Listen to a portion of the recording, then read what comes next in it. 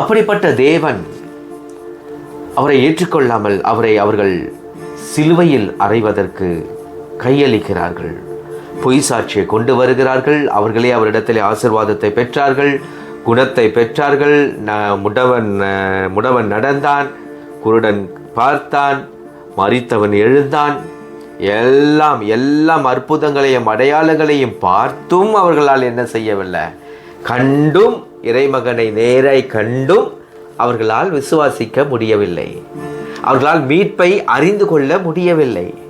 அவரை சிலுவையிலே தொங்க விட்டார்கள். ஆண்டவருக்கு அவர்களுக்கு வரப்போகிற இதன் நிமித்தம் அவர்களுக்கு வரப்போகிற எல்லா காரியங்களும் ஆண்டவருக்கு வெட்ட வெளிச்சமாக தெரியும். அதனால்தான் ஒலிவ மாலையின் மேலே நின்று அவர் எருசலேமை பார்த்து அவர் கண்ணீர் விட்டார் என்று சொல்லப்பட்டிருக்கிறது. விவிலியத்தில் படித்து பாருங்கள். அவர் எருசலேமை பார்த்து அவர் கண்ணீர் விட்டார். அதற்கு வரப்போகிற கேடுகளை பார்த்து, அந்த ஆலயம் ஒன்றின் கல்லின் மேல் ஒன்று கல் இராதபடி அது இடிக்கப்படும் என்று சொன்னாரே, அதையும் அவர் கண்ணால் கண்டார்.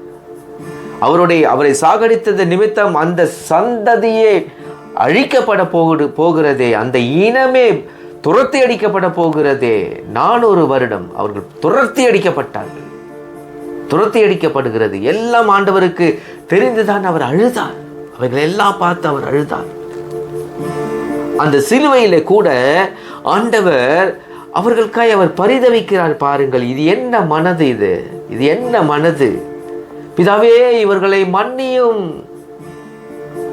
தந்தையே இவர்களை மன்னியும். ஏனெனில் பிலாத்து கேட்கும் பொழுது, பிலாத்து இவருடைய இரத்த பழியில் எனக்கு பங்கு இல்லை என்று சொல்லி அவன் எவ்வளவு ஞானமாய் அவன் செயல்பட்டான் பாருங்கள். அவன் ஆண்டவரிடத்தில் ஒரு குற்றத்தையும் காணவில்லை. அவரை காப்பாற்ற வேண்டும் என்று நினைத்தான். ஆனால் இப்படி காப்பாற்றினால் தான் செசாருக்கு விரோதியாகி விடுவோம், பதவி போயிடும். அது ஒரு பதவி ஆசை ஒரு புறம். இல்லை என்றால் கலவரமாகிவிடும் என்பதற்காக அவன் அவர்களுடைய இஷ்டத்துக்கு என்ன செய்கிறான்? அவரை ஒப்பு கொடுக்கிறான், கையளிக்கிறான். இவருடைய இரத்த பழியிலே எனக்கு பங்கில்லை என்று சொல்லி அவன் தண்ணீரிலே கை கழுவிடுகிறான். அந்த மக்கள் ஒன்று சொல்லி இருக்கலாம், இந்த இரத்த பழி எங்கள் மேல் விழட்டும் என்று சொல்லியிருந்தால் அந்த தலைமுறையோடு அவை போயிருக்கும். அதில் சிதறடிக்கப்பட்டிருக்க மாட்டார்கள். அந்த சந்ததி காப்பாற்றப்பட்டிருக்கும். மிகவும் எச்சரிக்கை பிரியமானவர்களே, உங்கள் நாவை நீங்கள் பயன்படுத்துவதிலே மிகவும் கவனமாயிருங்கள், எச்சரிக்கையாயிருங்கள். உங்க வாயின்று புறப்படுகிற வார்த்தைகள் நன்மையானதாய் இருக்கட்டும். யாரையும் சபிக்கிறதா இருக்கக்கூடாது. முக்கியமாக பிள்ளைகளை சபிக்காதீங்க. பிள்ளைகளை திட்டுங்க, தயவு செய்து சபிக்காதீங்க. நீ உருப்பட மாட்ட, நீ ஒன்னில்லாத போயிடுவ. இப்படிலாம் திட்டுற பெற்றோர்களை நான் பார்த்து இருக்கிறேன். நாவிற்கு ஒரு சக்தி உண்டு பிரியமானவர்களே. அது உருவாக்கும், நாவு உருவாக்கும். ஏனெனில் வார்த்தை யார்? நம் ஆண்டவராகிய இயேசு கிறிஸ்து. அவர் நம்முடைய நாவிலே அவர் வார்த்தையை அவர் வைத்திருக்கிறார். வார்த்தையை உபயோகிக்கும் போது ஜாக்கிரதையாக உபயோகிங்க. நிறைய பிள்ளைகள் என்று இன்றைக்கு தங்கள் வாழ்க்கையிலே முன்னேறாமல் போவதற்கு ஒரு காரணம் தாய் தந்தை இடத்தில் அவர்கள் பெறுகிற, அவர்களே அறியாமல் அவர்கள் செய்கிற அந்த காரியம்தான். யூதர்கள் செய்தது போலதான் எங்கள் மேலும் எங்கள் சந்ததி மேலும் இந்த பாவங்கள் வந்து சுமரட்டும் என்று சொல்லி அந்த மக்கள் பிலாத்திடத்திலே சொல்லுகிறார்கள். எவ்வளவு ஒரு அறிவு கட்டத்தனம் இல்லை இது! இவர்கள் செய்கிற காரியத்திற்கு, அநியாயத்திற்கு, கொலை குற்றத்திற்கு தங்கள் சந்ததிக்கு அந்த பாவத்தை கொண்டு சென்றது யார் தெரியுமா? அந்த மக்கள் தான் கொண்டு போனார்கள். இல்லை என்றால் அவர்கள் சிதறடிக்கப்பட்டிருக்க மாட்டார்கள். எனக்கு பிரியமானவர்களே, இதெல்லாம் ஆண்டவர் பார்க்கிறார். இதெல்லாம் தெரியும், அவருக்கு தெரியும். இதெல்லாம் அவருக்கு தெரியுங்க. அவருக்கு எல்லாமே தெரியும். கடைசி காலத்தில் என்ன நடக்க போகிறது என்று கூட அவருக்கு தெரியும். ஆனால் அவர் ரொம்ப தாழ்மையா பிதாவை தவிர வேறு ஒருவருக்கும் தெரியாது என்று அவர் சொன்னார். ஆனால் அவருக்கு தெரியும். நான் சொல்லுகிறேன், அவருக்கு தெரியும். பிதாவானவர் தன் மகனிடத்திலே சொல்லாமல் வெளிப்படுத்தாமல் ஒன்றையும் செய்ய மாட்டார்.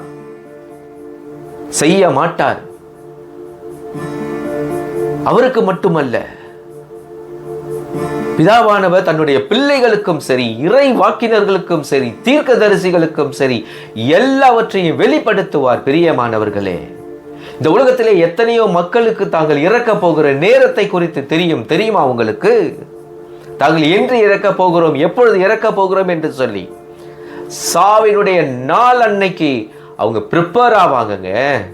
ப்ரிப்பேர் ஆகி போய் பெட்ல படுத்து இறந்த எத்தனை சாட்சிகள் உங்களுக்கு வேண்டும்? நான் சொல்லுகிறேன்.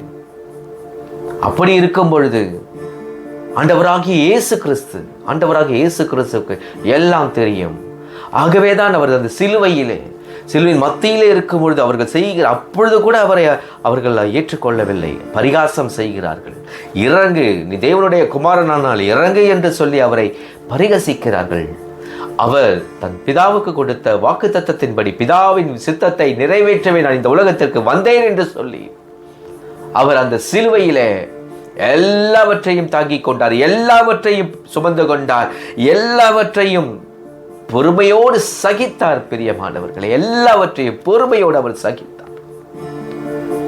இந்த யூத மக்களுக்கு வரப்போகிற எல்லா காரியங்களை குறித்து ஆண்டவர் கண்ணார ஒருவேளை பார்த்திருப்பார், பிதாவானவர் வெளிப்படுத்தி இருப்பார். அதை பார்த்துதான் அவருக்கு உள்ளம் பதைக்கிறது. ஐயோ என் மக்கள், வாக்களிக்கப்பட்ட மக்கள். பிதாவானவர் வாக்களித்தது இந்த மக்களுக்காக தானே வாக்களித்தாரே. ஆபிரகாமின் தேவன், ஈசாக்கின் தேவன், யாக்கோபின் தேவன், உன் சந்ததியை நான் பெருக பண்ணுவேன், அதை உயர்த்துவேன், எல்லாம் கொடுத்தது இந்த மக்களுக்காக தானே கொடுத்தாரு. ஆனா இந்த மக்கள் அவரிடத்திலிருந்து ஆசீர்வாதத்தை பெற்றுக்கொண்ட மக்கள், நன்மையை பெற்றுக்கொண்ட மக்கள், அவரிடத்தில் எல்லா வளங்களையும் பெற்றுக்கொண்ட அந்த மக்கள் இப்பொழுது தங்கள் வாயினாலே, தங்கள் செய்கைகளினாலே அவர்கள் சாபத்தை பெற்றுக்கொண்டார்கள். பிரியமானவர்களே, சாபத்தை பெற்றுக்கொண்டார்கள். அந்த இனமே சபிக்கப்பட்டது. ஒரு மனிதனிடத்திலே சாபத்தை வாங்குவதே தவறு.